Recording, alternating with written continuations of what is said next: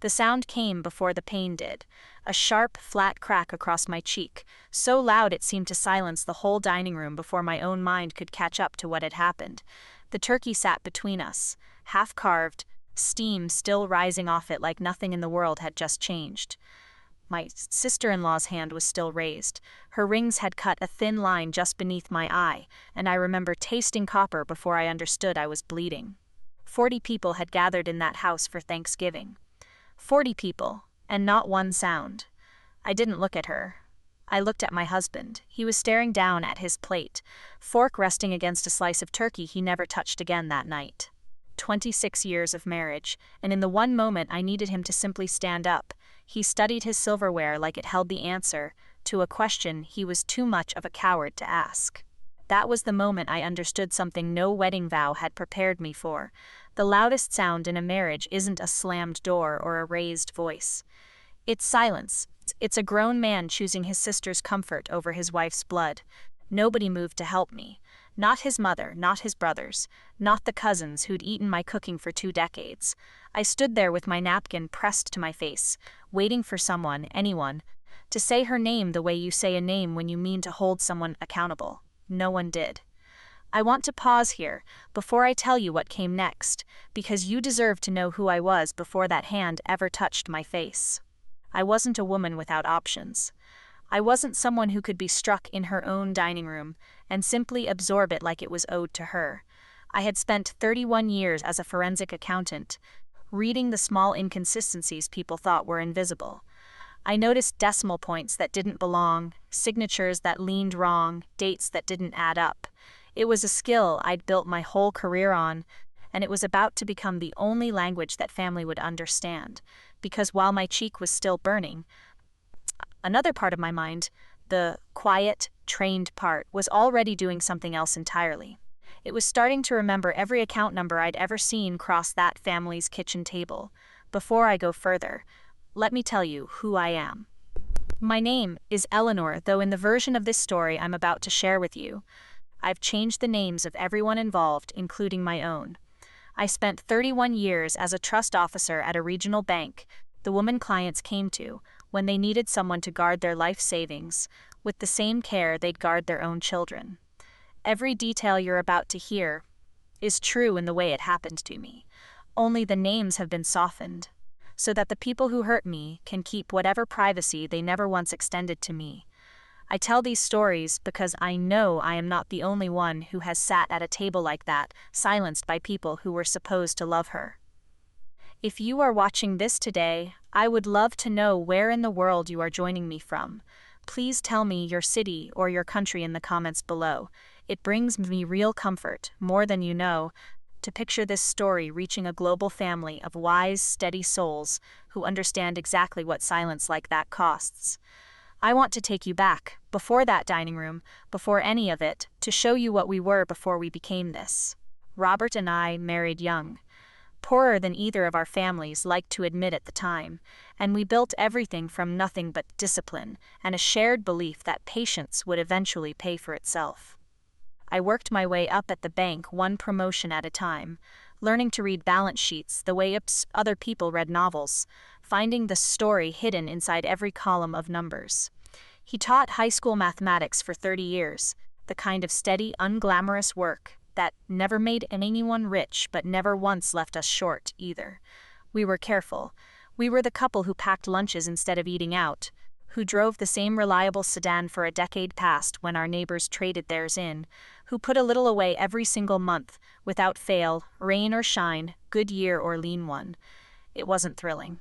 But watching that number grow slowly, steadily, over 20 years, gave me a kind of quiet pride I never fully explained to anyone outside our marriage. When our daughter, Claire, was 7, we finally did something reckless for the only time in our lives together. We bought the lake house. It sat on 4 wooded acres at the edge of the water, a modest cedar shingle cabin with a dock that groaned pleasantly under bare feet in summer. It wasn't grand. It didn't need to be. What it held mattered more than what it cost. Claire learned to swim off that dock, learned to fish beside her father in a rowboat that leaked just enough to be exciting, learned to fall asleep to the sound of loons calling across still water. Robert used to stand on that dock every July evening with a cup of coffee going cold in his hand, watching the sun drop behind the pines, and say the same thing every single year. This is what we worked for. Not the house in town, not the retirement accounts this. He meant it too. I believed him completely. We told Claire, more than once, over more birthdays and holidays than I can count, that the lake house would be hers someday. Not sold, not divided, not liquidated into some tidy inheritance number on a spreadsheet. Hers, a place for her own children, to learn to swim off that same dock, to fall asleep to those same loons. To inherit not just property, but the feeling of being loved enough to be given something whole. I believed, with the same quiet certainty I brought to every account I ever managed, that we had built something that good can corrupt it. Love, patience, discipline, a house that held all three. I didn't yet understand that the people you trust most with your legacy are sometimes the very ones already calculating its resale value. That's the part of this story I still have trouble saying out loud, even now, because the betrayal wasn't a stranger's. It never is. In stories like mine, it wore my daughter's face. That was the world I believed I still lived in, right up until the small things started happening. The kind of things you notice, and then talk yourself out of noticing, because the alternative is too heavy to hold while you're still making dinner. It started with Robert and the mail. He'd always left the financial side of things to me, gladly, gratefully even. I was the one with the trained eye, after all, 31 years of catching what didn't add up. So it surprised me that spring when he started intercepting the bank statements, before I even sat down with my coffee. He'd say he wanted to spare me the tedium. "Let me handle the boring stuff for once, Eleanor. You've done it long enough." He'd smile when he said it, the same easy smile he'd worn for 40 years, and I let myself believe it was kindness. I should have recognized what I was actually looking at. A man who had never once volunteered for tedium in his life, suddenly volunteering for the one task that would keep my eyes off our accounts. Around the same time, his sister Diane began showing up to family gatherings, in a way that didn't match the woman I'd known for 2 decades. New handbags, a leased car with dealer plates still on it, and then, at Claire's birthday dinner in October, a brooch pinned to her blouse that stopped my fork halfway to my mouth. It was my grandmother's brooch. Art Deco, sapphire, a small chip in the lower left stone that I would have recognized blindfolded. I'd assumed I'd simply misplaced it months earlier, tucked it in some drawer I'd forgotten. Seeing it on Diane's collar, worn as casually as costume jewelry, sent a cold line straight down my spine. I didn't say anything that night. I told myself I was mistaken. I am a careful woman, not a paranoid one, and there is a difference I'd always taken pride in. But Claire noticed things too. My daughter had inherited more of my instincts than either of us ever discussed openly, and in the weeks before Thanksgiving, she started asking questions. Careful, quiet questions about where Aunt Diane's money was suddenly coming from, asked about why her father had grown so tight-lipped whenever the lake house came up in conversation. "Mom, doesn't something feel off to you?" she'd asked me on the phone 10 days before the holiday. I remember laughing it off. I remember telling her not to invent problems in a family that didn't have any. I think about that conversation more than almost any other moment in this entire story, because I was so certain I was reassuring her. I wasn't. I was reassuring myself, out loud, hoping if I said it firmly enough it would become true. Claire kept asking anyway. She asked Diane directly, gently, the way you'd approach someone you still wanted to believe the best of. And that question, the one my own daughter had the courage to ask out loud at a table, full of people determined not to hear it, was the last thing spoken before that hand came across my face. Claire left within the hour. She hugged me at the door for a long time, longer than usual, and I felt her shaking against my shoulder in a way that had nothing to do with the cold outside. She wanted me to leave with her that night. I told her I needed to stay, that I needed to understand what I was actually looking at before I made a single decision I couldn't undo. She didn't like it, but she'd inherited my patience along with my instincts, and she trusted me enough to let me have the night. Robert went to bed early, claiming a headache, which I found almost funny in a bitter, distant way. He hadn't defended me. He hadn't apologized. He'd simply retreated upstairs the moment the house emptied out, as though sleep might erase what 40 guests had just witnessed. I waited 2 hours after his breathing changed into something deep and even. Then I went into his office. I want you to understand something about me before I describe what happened next. I didn't storm in. I didn't slam a single drawer. 31 years of forensic work teaches you that anger is the enemy of accuracy, that the truth reveals itself fastest to a steady hand. So my hands were steady, my breathing was slow. I sat down at his desk the way I used to sit down at my own, back at the bank, when a client's file didn't add up, and everyone else had already stopped looking. His password was our anniversary. It always had been. I think some small, sentimental part of him never imagined I'd ever need a reason to use it against him. The first thing I found was a folder labeled, absurdly missed. Inside it were bank statements from an account I didn't recognize, opened at a branch 2 towns over, one I knew he never had cause to visit. I scrolled through months of activity with the same detached focus I used to bring to a fraud case, cataloging rather than reacting, because reacting could come later, and cataloging could not wait. Then I found the document that made my stomach drop the way it hadn't dropped since that hand struck my face. A home equity line of credit. Signed 6 months earlier, against the lake house, our lake house. Claire's lake house, the one Robert had stood on the dock and called the thing we worked for, the one he'd sworn to her more than once would be handed down whole. He had quietly borrowed against nearly its entire value, and every disbursement traced back to the same destination.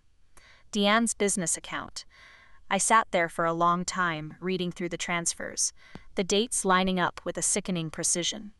A payment the week her lease car appeared in the driveway. A larger transfer the same month her failing boutique somehow managed to make payroll, and there, buried 3 pages down, a payment memo that made me laugh once, sharply, in the empty office.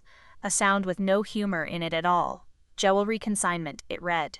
Grandmother's brooch, 1920s, appraised. He hadn't just funded his sister's collapsing business with our daughter's inheritance.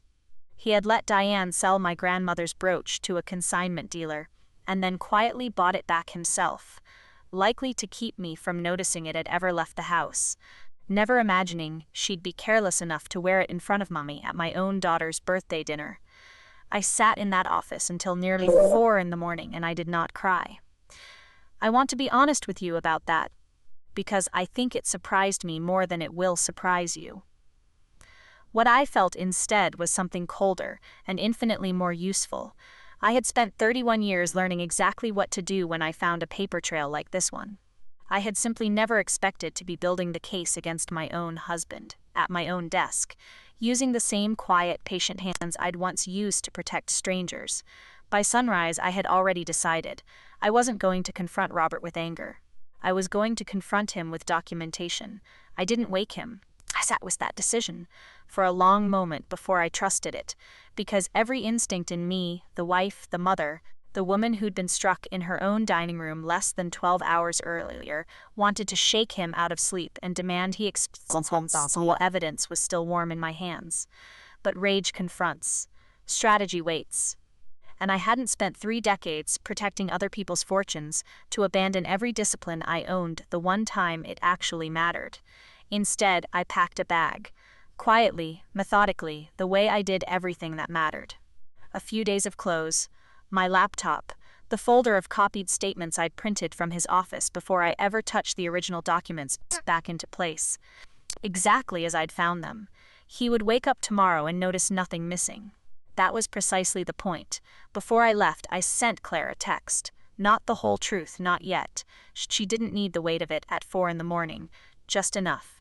I found something. You were right to ask questions. I promise you, this is going to be made right. Then I did something I hadn't done in almost 6 years. I called Marion. Marion Whitfield had been my closest colleague at the bank, the sharpest fraud examiner I ever worked alongside, and the only person I knew who had left the industry not because she softened with age, but because she'd grown tired of institutions moving too slowly. For justice, she could already see clearly. She answered on the second ring, despite the hour, the way old friends in this line of work always seem to. I told her everything. The HELOC, the brooch, Diane's accounts. She was quiet for a moment when I finished, and then she said the only thing I needed to hear. Eleanor, she said, you already know exactly what to do. You taught half the people who'd normally handle this." She was right, I did know, and by the time the sun came up over a house that still believed I knew nothing, I had already begun sketching the shape of it in my mind, methodical, patient, airtight.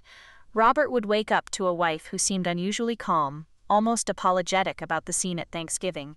He would have no idea that calm wasn't peace. It was the last quiet morning before I let him believe, just a little longer, that I hadn't understood a single thing.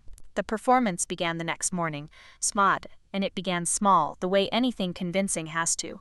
I let my hand tremble, just slightly, when I poured Robert's coffee. I asked him twice, within the same hour, whether he'd remembered to pay the electric bill, watching something shift and settle in his expression each time, something almost like relief. He wanted to believe I was slipping. It made what he'd done easier to live with. So I gave him exactly what he wanted. By the second week of December, I was misplacing my reading glasses on purpose, asking Claire the same question about her work schedule twice in one phone call, letting my sentences trail off mid-thought at dinner, as though I'd simply lost the thread.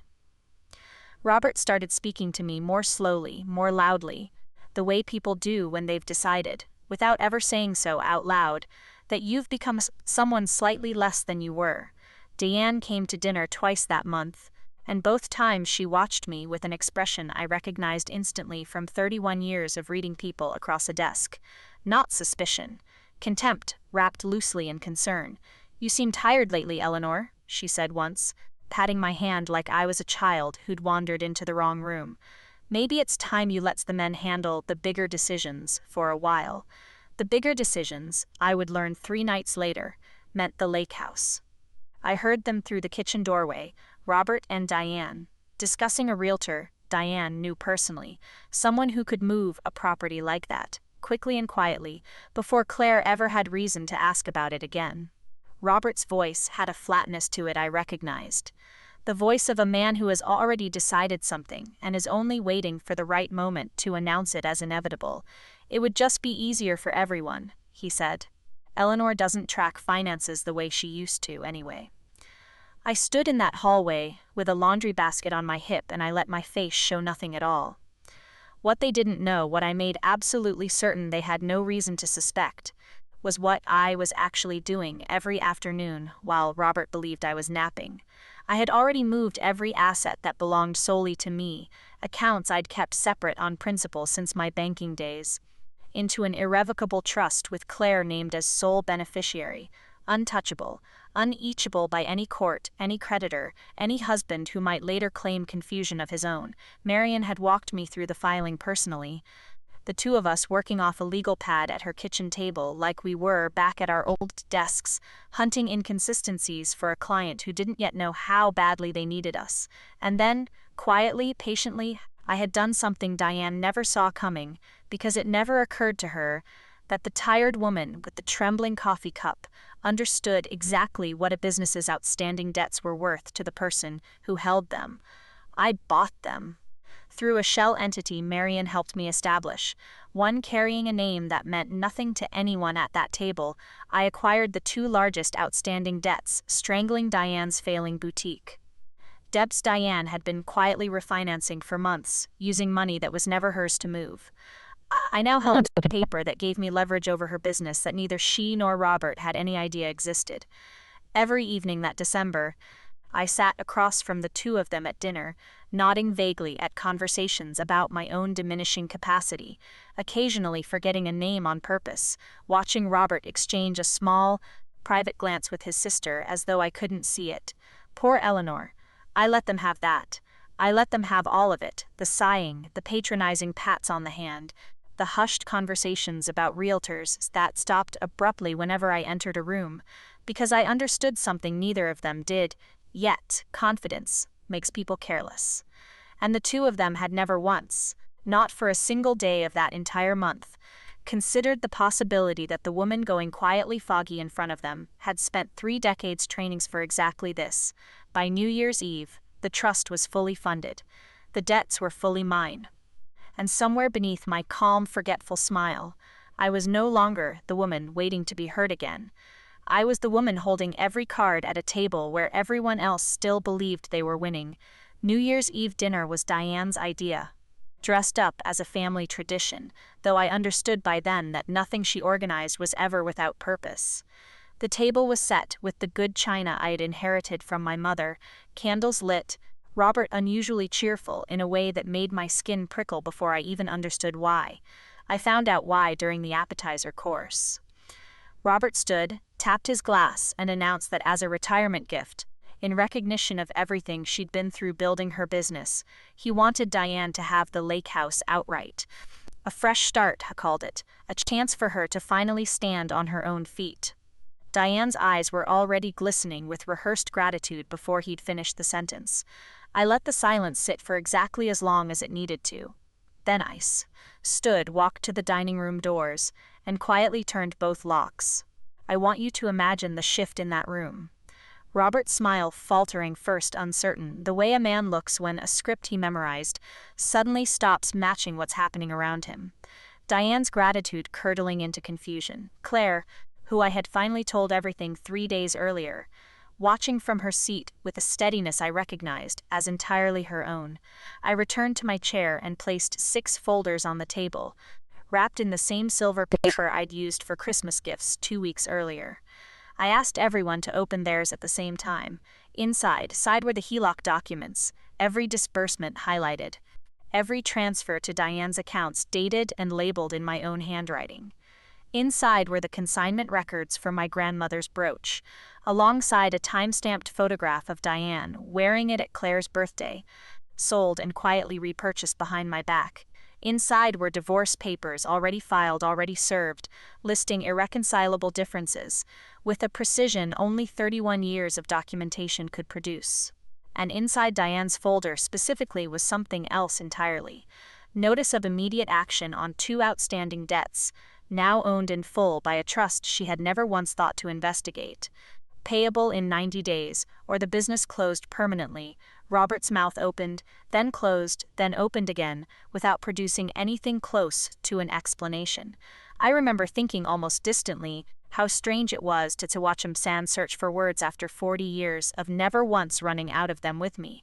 I'm not confused, I told him, my voice steadier than I expected it to be after weeks of performing the opposite.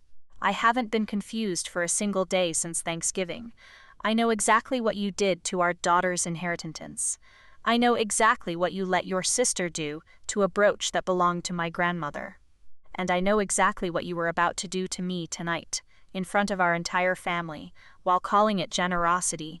Diane found her voice before Robert did, and it came out sharper than she likely intended. That house was practically mine already, she snapped, her composure cracking wide open. Robert promised me years ago he'd take care of me once you two finally slowed down enough to notice. The table went silent in a different way this time, because she hadn't just confirmed the years of quiet planning I'd only recently uncovered. She had said it out loud, in front of Claire, in front of Robert's own brothers, in front of everyone. Robert turned to her, finally finding something to say, though it came too late to matter. Diane, he said, low and urgent, that's not. We agreed you wouldn't. You agreed, Diane said, standing now, her chair scraping hard against the floor. I did what I had to do to survive.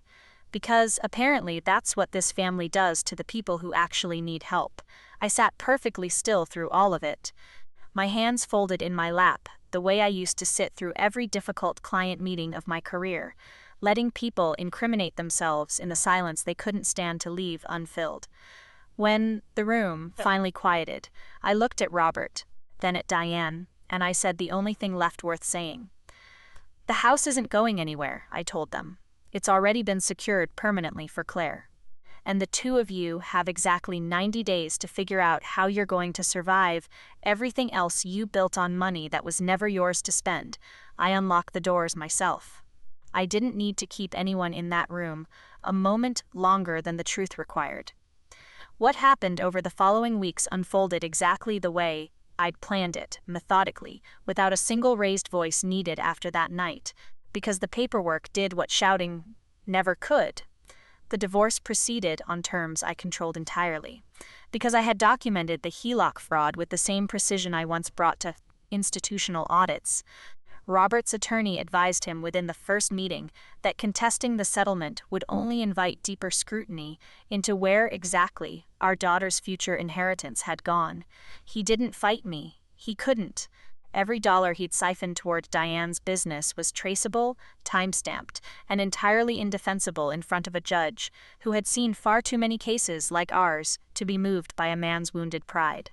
He was ordered to assume the full remaining balance of the HELOC personally, out of his own retirement accounts, while the deed to the lake house transferred, clean and unencumbered, into the trust I'd already built for Claire. He kept asking, through his attorney, whether there was room for forgiveness.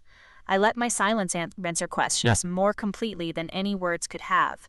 Diane's collapse was faster and far less contained. The consignment dealer who'd handled my grandmother's brooch cooperated fully once contacted by my attorney, providing records that confirmed exactly what I'd already known.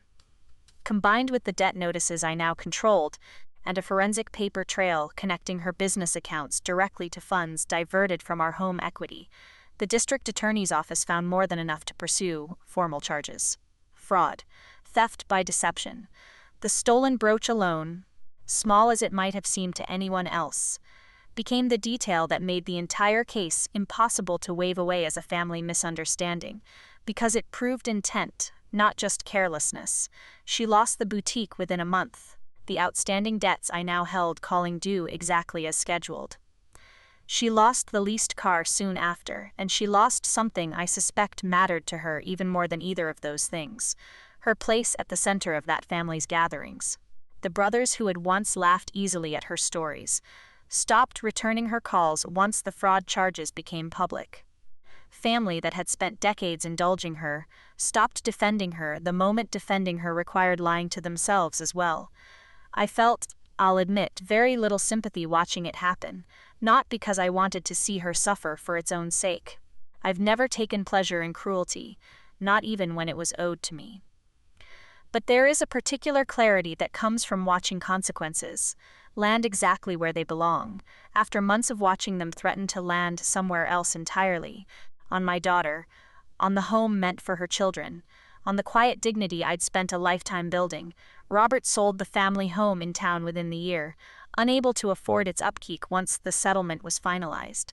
I heard secondhand that he moved into a modest apartment across the city, alone. I didn't feel triumphant hearing it. I felt something quieter than that, something closer to peace. Claire called me the week the trust paperwork finalized, her voice thick with an emotion I recognized instantly because I'd felt it myself, sitting in that office at 4 a.m. months earlier. "Mom," she said, "you didn't just save the lake house. You showed me exactly what it looks like to survive something like this with your dignity completely intact." I told her the truth. I hadn't done it for the house at all. I'd done it because somewhere along the way, I'd remembered exactly who I was before anyone ever tried to convince me I'd forgotten.